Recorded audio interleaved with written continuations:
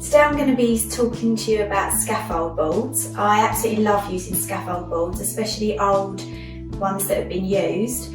I've used them in so many places in my house. I've made shelves, we've made a desk, but today the main focus is going to be on the scaffold board worktops that I've got here in my utility room. I would say that these scaffold boards that I've used here in the guide that I'm going to give you is quite a basic DIY guide.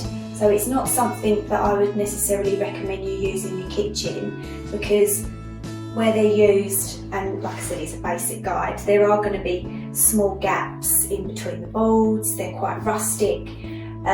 So just food hygiene wise, personally I wouldn't want to use it in my kitchen. But for a room like this, your utility room, where there's obviously no food prep going on and it's mainly just for all your washing and bits like that, it's perfect.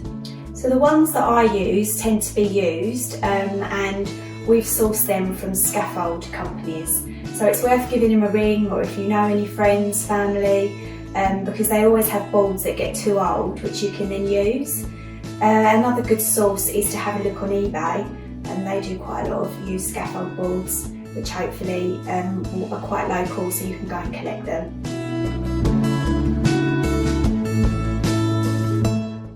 So the first thing that you need to do is to measure up, just to give you an idea of how many scaffold boards you actually need. Most scaffold boards are a standard size, so the width of the board is about 22 centimetres and the thickness is 3.5 centimetres. But you will find that they come in different lengths. So if you're looking online, the lengths vary from roughly about 1.8 metres to 3.5 metres. So if you calculate how much you need, you'll be able to save yourself a bit of money there with how many boards that you need to order. As you're making your own worktops, this is the perfect opportunity to move your cupboards around a little bit. So what we've done here is, as you can see, there's quite a lot of depth behind the taps, because what we did was we got these cupboards and we've actually moved them forward a little bit because I wanted that depth behind. I just think it adds some nice character, gives you the option of putting some bits behind the sink. So if your worktops are already in place, there's no reason why you couldn't move them forward from the wall to whatever depth you want. I'll run through what the depth and the size of my worktops are shortly, but you can move it forward, and then you just need to put some supporting wood at the back, which I'll run through. So again, when you're measuring up, think about where you want your boards so that you've got the right amount of boards for the depth that you require. So we've removed this one at the back because thankfully not all of ours are secured down yet, just to show you what you can do. So here we've moved the cupboards forward, so there'll be a gap at the back, and then what you need to do is add 2 end panels, which I'll show you in a second, and at the back here you just put some pieces of wood. So that is what the scaffold board, your worktop, is going to rest on. So if you have decided to move your cupboards forward and you've got an end like this, you're going to see a gap at the side. So what you need to do is just put an end panel, whether that just be one piece of MDF or you order an end panel from the kitchen company that you've got your kitchen from, or what we've done here is we've just got some tongue and groove MDF which we've cut to size, attached to the side of the cupboard, and that covers the gap. So just to give you an idea, the length that we've got here of worktop is 2 metres and the depth that we've gone for is 74 centimetres. So I think it's roughly about 10 centimetres deeper than a standard worktop depth.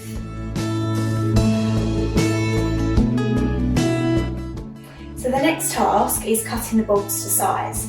Now what I would say is try and use the same board run throughout. So we've used the same board that goes along here, we've got a cut here, and then this board continues, and it just makes the flow nice of the wood grain. So think about the overhang. We've obviously using a Butler or Belfast sink. You want a slight overhang around the sink just so that you can seal it and make it watertight.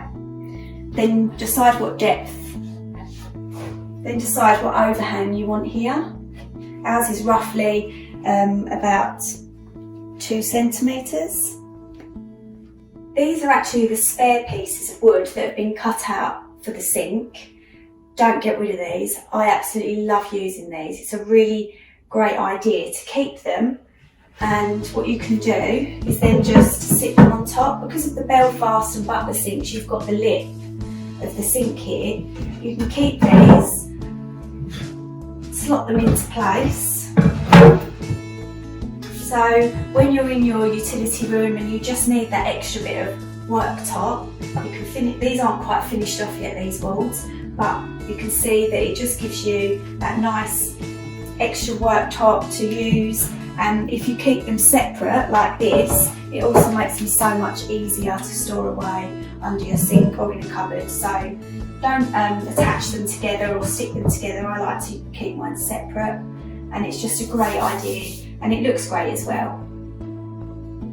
So once you've cut all your boards to size, I just thought it might be a nice idea to show you what we've got here. So we've got the boards that have been cut shorter. We've kept the one of this one here a full length, which is great. And then because we've moved the cupboards forward, we've got a smaller size one here, again full length, that just slots all the way along the back.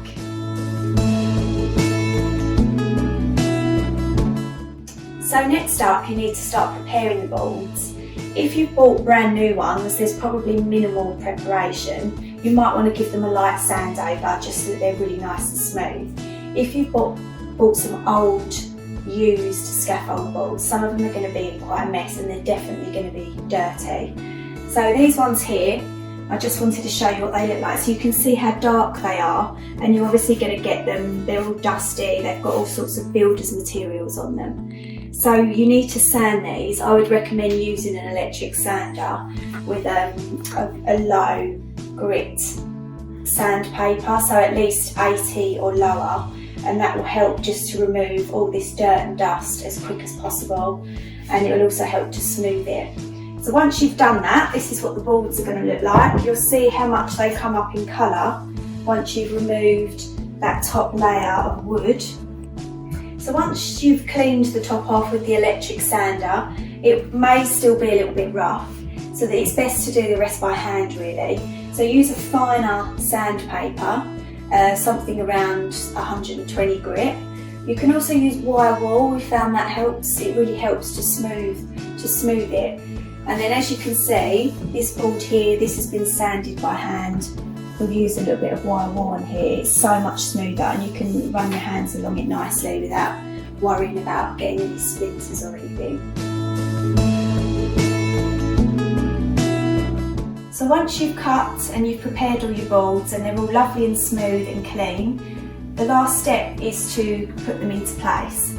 So what I would recommend doing is, if you have wooden cupboards like what we've got here, then you can screw the boards into place and that will hold them. If you haven't got that sort of space that you can screw them in, then I would mastic them on. So just go along the edges of your cupboards at the top, put the mastic on, and put the worktop onto that, the scaffold board onto that to hold it into place. One other thing to do also before that is to, if I take this off for example, just run some silicone just along the top here, and then when you put your board on, push it together, and that silicone will just provide an area where it will stop the water going through, and then you're obviously going to stick it down on the edges, on the tops of your cupboards.